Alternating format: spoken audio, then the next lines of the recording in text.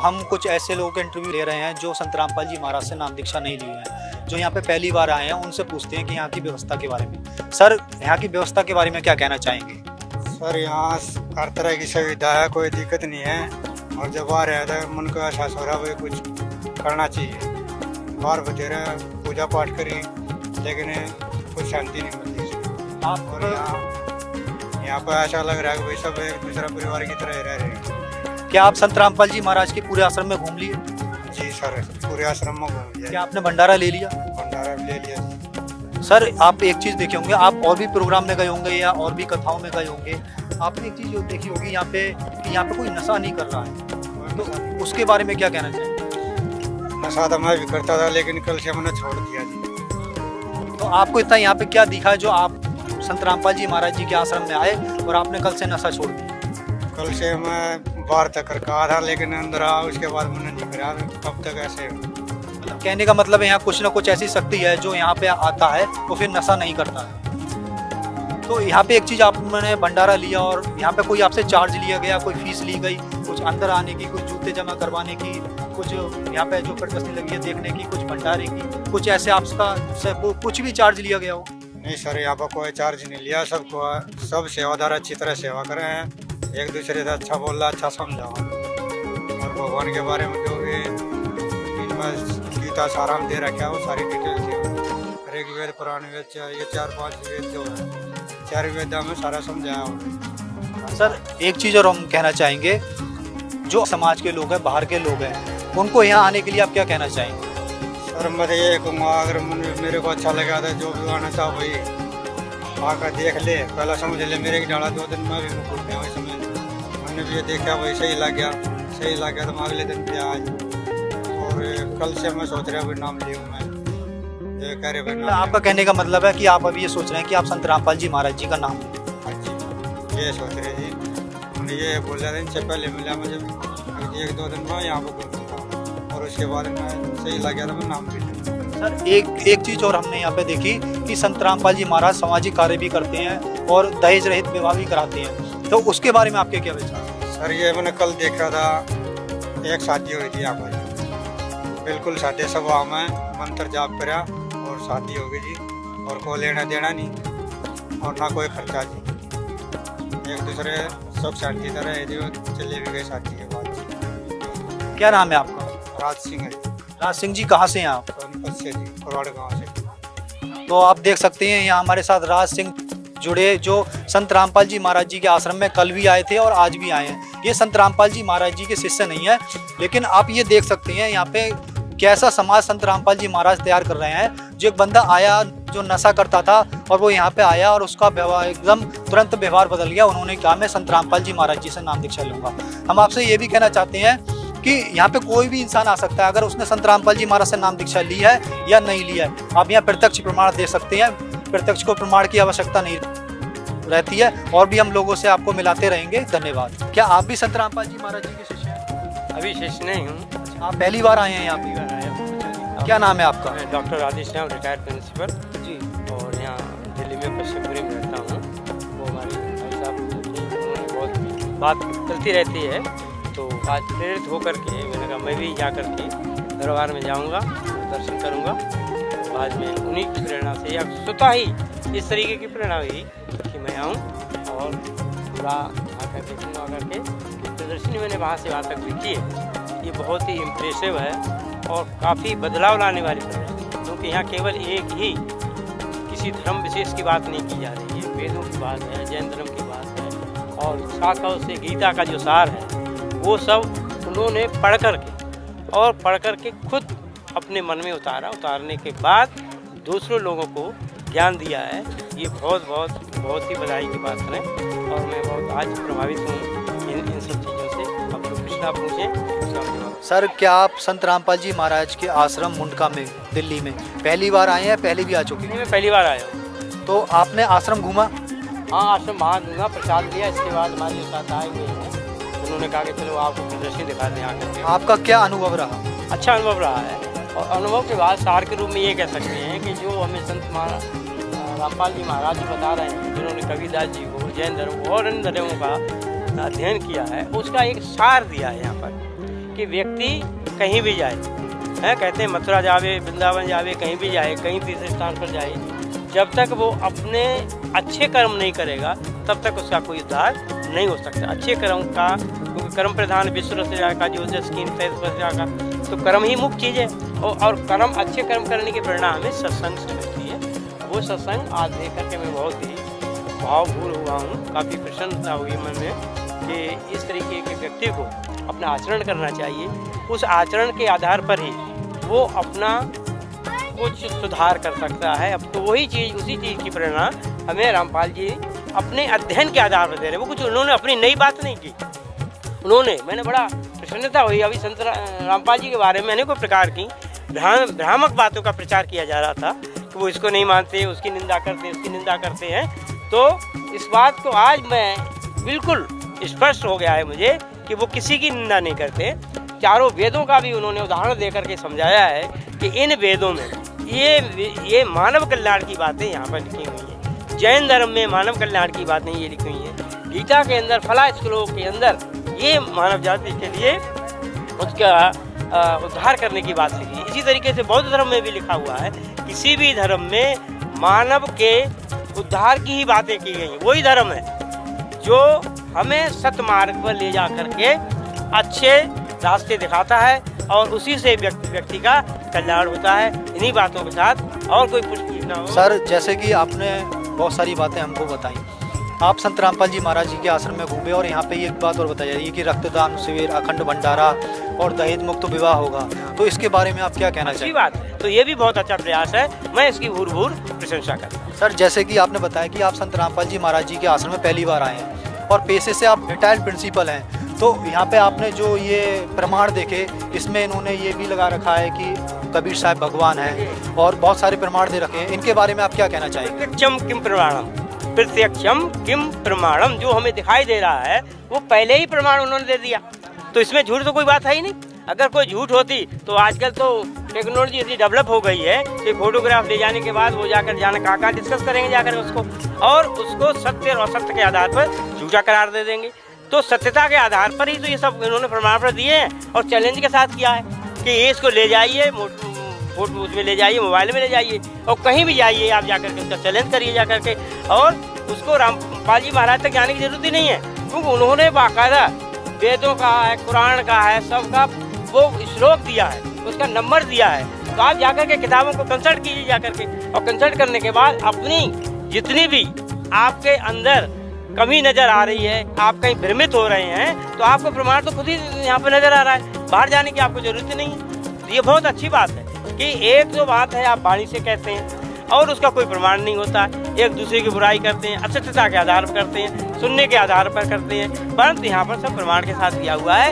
इसलिए जिसको यहाँ पर भी कोई झूठ नजर आ रहा है वो जाकर के वेद को कंसल्ट करे, जैनियों के ग्रंथों को करे, बौद्धों के ग्रंथों को करे, गीता के सारे श्लोक ले रखा है उसको कंसल्ट करे जाकर के। जब गीता में हर जगह ये चीज़ नज़र आ रही है तो अप्रत्यक्ष उसका असत्य होने का कोई कारण मुझे तो नज़र नहीं आ रहा है। बाकी उनकी अपनी जैसी रही भावना, जैसी ध्रुव मुहूर्त देखी थी जैसी, वो नहीं चाहते किसी तरीके के किसी व्यक्ति को आगे आए, क्योंकि समय समय पर इस धरती पर महापुरुषों के जन्म होते रहते हैं। तो इसलिए हमारी बात को आप तभी माने जब प्रमाण के साथ आपको कोई चीज नजर आए। सर, जैसे कि आपने बताया कि संत रामपाल जी महाराज अपनी तरफ से कुछ नहीं बता रहे हैं, हमारे वेदों से ही बता रहे हैं, पढ़ करके बता, और आपने करने के आधार पर बता रहे हैं। जहाँ तक मेरी अपनी विचारधारा है, बाकी मैं वो महापुरुष हैं, उनका रुझान क्या है वो जाने है, हम उन तक तो नहीं पहुँच सकते, ना हम उनके उसके बारे में कुछ ज़्यादा बुराई की बात कर ही नहीं सकते।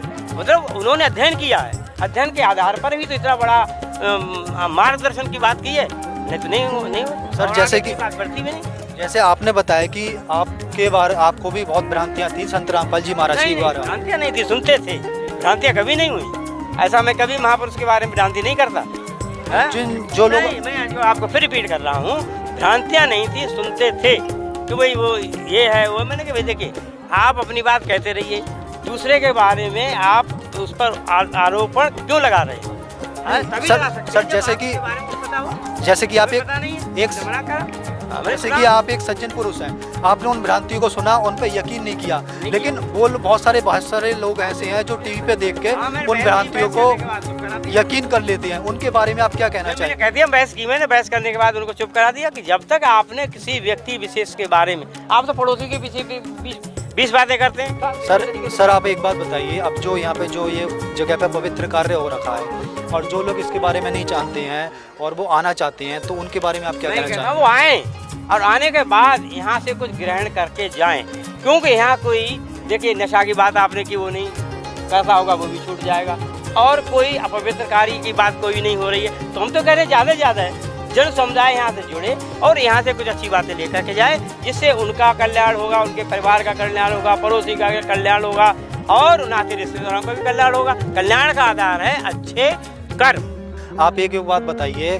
कि जो संत रामपाल जी महाराज हैं और अन्य भी संत हैं जितने देश में हैं, अन्य संतों के शिष्य भी हैं, तो वो नशा करते हैं, कुछ करते हैं कुछ नहीं करते हैं, लेकिन संत रामपाल जी महाराज जी के जितने शिष्य हैं वो कोई भी नशा नहीं करता है। चाहे आप उन्हें पैसे दोगे फिर भी नशा नहीं करेंगे। हमने ये रिसर्च की थी, तो इसके बारे में क्या कहना चाहेंगे? आपकी रिसर्च बिल्कुल ठीक है। देखिए शंकर भगवान को कहते हैं जब शिवरात्रि आने वाली है, हम आपसे ये पूछना चाह रहे हैं और संतों में और संत रामपाल जी में क्या फर्क है? मैं वही भेद आपको स्पष्ट तो कर रहा हूँ ना, कि शंकर भगवान को कहते हैं कि वो नशेड़ी थे, धतूरा खाते थे, गांजा अफीम पीते थे, जो उनके अनुयायी बैठे हुए हैं खूब दम लगाते हैं और मस्त होकर के कोई धर्म का कार्य नहीं करते, है ना। तो इस बारे में हम आप बिल्कुल स्पष्ट कहते हैं कि जो नशा करेगा, चाहे वो किसी संप्रदाय का हो, वो जन कल्याण समाज कल्याण का कार्य कोई भी नहीं करता, क्योंकि वो नशे में समय मस्त रहता है। तो जन कल्याण कहाँ से हो जाएगा? हम ही नशा करेंगे तो हमारी बुद्धि घूमती रहेगी, और घूमती रहेगी तो व्यभिचार करने की बात आती है। तो व्यभिचार ही हमारी पराकाष्ठा का नीचे गिरने का सबसे बड़ा कारण है। अभी आपने देखिए पश्चिम बिहार के लोग, तो आप देख सकते हैं हमारे साथ जुड़े थे डॉक्टर राधे श्याम जी, जो यहाँ पे लोकल थे, यहाँ पे आए और उन्होंने संत रामपाल जी महाराज जी के बारे में बताया। और ये अभी संत रामपाल जी महाराज जी के शिष्य नहीं है, लेकिन उन्होंने बहुत सारी चीज़ें हमको बताई, और भी लोगों का हम इंटरव्यू लेते रहेंगे। और हम ये भी कहेंगे कि जो भी समाज हमें देख रहा है वो एक बार संत रामपाल जी महाराज जी के आश्रम में जरूर आए और देखे कि यहाँ पे क्या सच्चाई है। जैसे डॉक्टर साहब ने भी बताया कि इन्होंने भी सच्चाई देखी और इनका भी हृदय परिवर्तन हुआ। धन्यवाद जी। क्या नाम है सर आप? सर मेरा नाम राजेश यादव है। राजेश यादव जी, आप कहाँ से आए? मैं मैनपुर से आया हूँ, मेरा गांव द्वारिकापुर है, मैं वहाँ से आया हूँ। मैंने सुना भाई साहब के साथ आया हूँ और इन्होंने कहा वहाँ बहुत अच्छा प्रोग्राम होता है। मैं इनके सहयोग से मैं भी मतलब संत कबीर जी को मैं बहुत मतलब उनसे बड़ा कोई संत नहीं मानता हूँ हमारी नज़र में।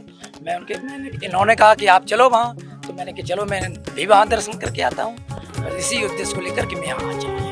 सर जैसे कि आपने बताया कि आप संत कबीर जी को मानते हैं, लेकिन संत रामपाल जी महाराज एक ऐसे ही संत हैं जो संत कबीर जी को भगवान बताते हैं, तो उनके बारे में आप क्या कहना चाहेंगे? क्या यहाँ पे आपने जो प्रदर्शनी में है, यहाँ पे आपने प्रमाण देखे, उसके बारे में क्या कहना चाहेंगे? क्या इस बातों में सच्चाई है या इनका अपनी कोई कहानी है? नहीं, बिल्कुल सच्चाई है। सच्चाई क्यों नहीं है? ये सभी लोग देखते, इतने लोग जो आए हुए हैं, सब श्रद्धालु आते हैं, उन्हें ज्ञान जब प्राप्त नहीं होगा तो वो क्यों आएंगे? भाई उन्हें जब अच्छी जानकारी मिलेगी, अच्छा रास्ता मिलेगा, तो अभी यहाँ आएंगे। वैसे उनका आने का यहाँ क्या मकसद है? भाई जो लोग, वही लोग यहाँ आते हैं जिन्हें संत रामपाल जी को और संत कबीर जी को अच्छी तरह से समझते हैं लोग, वही लोग यहाँ आने का प्रयास भी करते हैं। सर आप जब संत रामपाल जी महाराज जी के आश्रम में जब आप यहाँ पे आए हैं, आपने यहाँ पे सारे प्रमाण देखे। संत रामपाल जी ये भी कहते हैं कि चारों वेदों में प्रमाण है, कुरान शरीफ में प्रमाण है, गीता जी में प्रमाण है कि कबीर साहब जी भगवान है। तो क्या ये बात सही है? आपको कहाँ तक लगता है? अब उनका तो मैंने अभी ज़्यादा अध्ययन नहीं किया है, लेकिन आप लोगों ने जो बताया है वो तो ऐसा लग रहा है कि वो सही है। भाई मैंने उनका अध्ययन तो नहीं किया है ना। तो आज से पहले किसी संत ने आपको खोलकर दिखाया, किताबों को खोलकर दिखाया कि कबीर साहब जी का प्रमाण है? अब दूसरे संतों को पढ़ा है, लेकिन ऐसे संत हमें कोई नहीं मिले। हाँ, जैसे संत रामपाल जी ने बताया वैसा कोई नहीं। आप आश्रम में घूमे संत रामपाल जी के? मुझे बहुत अच्छा लगा, मुझे यहाँ बहुत आने का मतलब हर्ष है, मेरा सौभाग्य है, मैं यहाँ आया हूँ। जैसे कि संत रामपाल जी महाराज के बारे में यहाँ पे बताया गया है, देसी घी का अखंड भंडारा चल रहा है जो कभी खंडित नहीं होगा यहाँ पे जितने दिन चलेगा। तो आपने भंडारा लिया? जी अभी तो नहीं, अभी पहली बार आया हूँ मैंने कि चारों तरफ देखते हैं, पहले आप सब लोगों से मिलते हैं, उसके बाद फिर ऐसा कोई कदम उठाएंगे, देखेंगे जब भंडारा वो सब करेंगे। अच्छा, एक चीज और यहाँ पे देखने को मिलती है कि संत रामपाल जी महाराज जी के जितने अनुयायी हैं, हम पूरे आश्रम में घूमे तो कोई भी नशा नहीं कर रहा है, वो किसी तरीका का नशा करने कर रहा है, ना यहाँ कर रहा है ना बाहर कर रहा है। इसके बारे में आप क्या कहना चाहेंगे? क्योंकि आपने बहुत सारे सत्संगों में आप गए होंगे, वो नशा अंदर नहीं करते तो बाहर जरूर करते हैं, तो उनके बारे में क्या कहना चाहेंगे? ये तो बहुत अच्छा संदेश सब लोगों के लिए कि हम नशा से मुक्त भारत को करें और हमारे अपने देश को आगे तरक्की तभी हो सकती है। हम नशा है ये हमारा सत्यानाश कर देगा। जो नशा है वो हम लोगों की बुद्धि को सारा कुछ बर्बाद कर देता है। तो नशे से मुक्ति है, इससे बड़ी और मतलब हमें सबसे बड़ी चीज़ तो यही है कि मतलब जो ऐसा ज्ञान जहाँ मिले वहाँ हम लोगों को वहाँ आना चाहिए और सबका सम्मान करना चाहिए। जैसे संत रामपाल जी यहाँ पर रक्तदान शिविर भी लगाएंगे और दहेज मुक्त विवाह भी कराएंगे, उसके बारे में आप क्या कहना चाहेंगे? जो रक्तदान की बात है, हम किसी को भी कभी भी जब आवश्यकता हो किसी को भी रक्त दें, इससे बहुत अच्छी बात है। इससे इसमें तो कोई खराबी है, बहुत अच्छी बात है। और जो बिना दहेज शादी है वो तो और अच्छी है, इससे अच्छा कुछ नहीं हो सकता। अब जो आपको दर्शक टीवी पर देख रहे हैं, बहुत सारे ऐसे लोग हैं जो संत रामपाल जी महाराज के बारे में बहुत अलग तरीके की उन्होंने बातें पढ़ी हुई हैं, अब यहाँ पे आपने प्रत्यक्ष देख लिया, तो उनको आप क्या कहना चाहेंगे? क्या उनको यहाँ पे आना चाहिए? अब उन लोगों को वहाँ आना चाहिए और उन्हें गहराई से उनका अध्ययन करना चाहिए। भाई हमें किसी के बारे में बगैर जाने हुए ऐसे नहीं कहना चाहिए कि वो ऐसे हैं ये ऐसे हैं। हमें उनकी गहन अध्ययनों के बारे में करना चाहिए, फिर मुझे ऐसे कोई वक्तव्य देने की जरूरत नहीं। हमारे साथ जुड़ चुके हैं संदीप डवास जी, कंजाबला से काउंसलर हैं ये। अब हम ये पूछते हैं, आप पहली बार आए हैं या दूसरी बार आए हैं? मैं यहाँ पे पहली बार आया। आपको कैसा लगा संत रामपाल जी महाराज जी के आश्रम? मैं आश्रम में अभी मैंने इनके सेवक जो है मेरे बड़े भाई हैं, ये मेरे को वहाँ इनवाइट करने गए थे कि आप एक बार आइए सेवा के लिए, तो मुझे यहाँ सेवा का मौका मिला है। मैं यहाँ पर आने के बाद ये पता लगा कितनी अच्छी सेवा दे रहे हैं लोगों को, एक शांति का मार्ग बता रहे हैं, जो हमारे हिंदू धर्म में अटल सत्य है, जो असलियत है उस परमात्मा को पाने की, उसका ज्ञान दे रहे हैं। तो ये बहुत अच्छा लगा मुझे यहाँ करके और बहुत खुशी है कि मुझे भी सेवा में आने का मौका मिला। संदीप जी, जैसे कि हमने देखा यहाँ पे हम बहुत सारा घूमे और हमने देखा कोई यहाँ पे नशा नहीं कर रहा है, तो बाहर भी नहीं कर रहा है, ऐसा ही नहीं है कि आश्रम में नहीं कर रहा है, बाहर जाके नहीं कर रहा है, तो इसके बारे में क्या कहना चाहेंगे आप? मैं यही कहूँगा कि ये जो आने वाली हमारी पीढ़ियाँ हैं, जो हमारा यूथ है, उन्हें नशे से रोकने के लिए और जो ये अपने यहाँ पे दहेज प्रथा के खिलाफ जो बगैर दहेज के शादियाँ कराते हैं वो बहुत ही सराहनीय है। ताकि एक परिवार को एक लड़की शादी करने बड़ी दिक्कत आती थी, ये बगैर दहेज के बगैर खर्चे के उनकी शादियाँ कराते हैं, बड़ा ही एक अच्छा कदम है ताकि एक परिवार को दिक्कत ना इस मामले में। संदीप जी, एक चीज़ और, जब भी आप आश्रम से अंदर आते हैं और लास्ट आश्रम के छोर तक जाते हैं, तो यहाँ पे हमने ऐसा नहीं देखा कि कोई पर्ची काट रहा हो और कोई आपसे कोई एक्स्ट्रा चीज़ के पैसे ले रहा हो, या फिर आप जो भंडारा कर रहे हैं उसके पैसे लिए जा रहे हो। और भंडारा भी देसी घी में किया जा रहा है और सभी चीज़ें दी जा रही हैं, लड्डू हैं, जलेबी हैं, तो इसके बारे में आप क्या कहना चाहेंगे? ये सेवा है, ये किसी से पैसा ले ही नहीं रहे हैं, तो जिसका मन है वो दान कर दो, जिसका मन नहीं है नहीं है, वो अपनी मर्जी से है जिसका भी जो है, तो सेवा कर रहे हैं। जो लोग जो ये उनको भंडारा करा रहे हैं, ये तो पेट में जा रहे हो, परमात्मा की दया है, ये दे रहे जनता को, भाई ठीक है। संत महात्माओं का जो आदेश उसे आगे बढ़ा रहे, प्रचार कर रहे हैं। जो संत रामपाल जी महाराज सामाजिक कार्य कर रहे हैं, उनके बारे में आप क्या कहना चाहेंगे? मैं यही कहूँगा कि जो ज्ञान दे रहे हैं उसे लेना चाहिए, बुराई की तरफ ना जाएं, अच्छाई की तरफ जाएं। जो गलत करेगा उसे भुगतना पड़ेगा, उसमें चाहे कोई भी हो। अच्छा करें और समाज को बढ़ाने का काम करें, बिगाड़ने का काम ना करें। तो हमारे साथ जुड़ रहे थे संदीप डवास जी, जो काउंसलर हैं। धन्यवाद जी आप। बहुत